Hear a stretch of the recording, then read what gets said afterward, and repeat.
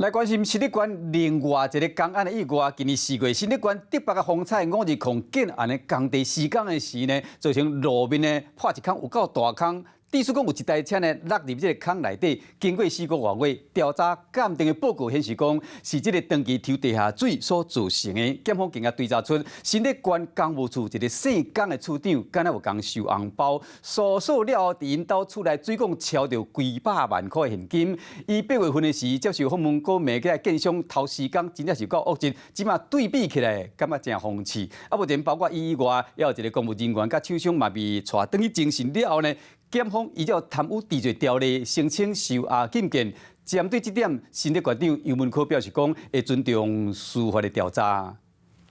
今年4月，新竹县德北一个风采5日狂建案工地边出现一个真大凹坑，地处一台原本停伫路边的电动车，规台全落落。经过4个多月调查，才发现这个案件无单纯。那是因为我们已经要求他勒令停工了，他没有报一个救灾强检的计划让我们审查通过，理论上我们是不会同意他施工的。想要到当时，美建商恶质去互采访的这个新竹县公务处的处长，疑似去互没收。昨知影检调到新竹县政府公务处姓江的处长办公室，也有徛家进行搜索，竟然疑似伫处长因兜的水管内底超出100多万可疑的现金，怀疑这钱疑似就是和这件建案的事件有关系。检方马上将姓江的处长，也有另外一个姓杨的公务员，以及2个厂商人员带登去透明问话。经检察官漏夜讯问后，认为到案的江姓公务员等4人涉嫌违反贪污治罪条例重大。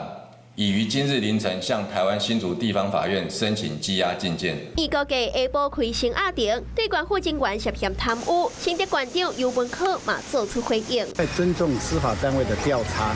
希望能够尽速的来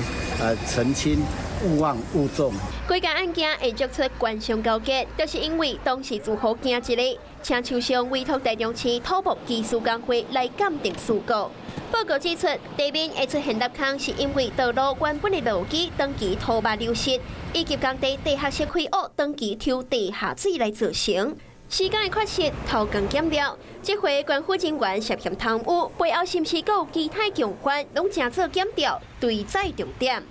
Hello， 我是谢嘉璇。想要掌握最及时的新闻资讯吗？赶快订阅、按赞、开启小铃铛，锁定华视新闻 YouTube 频道。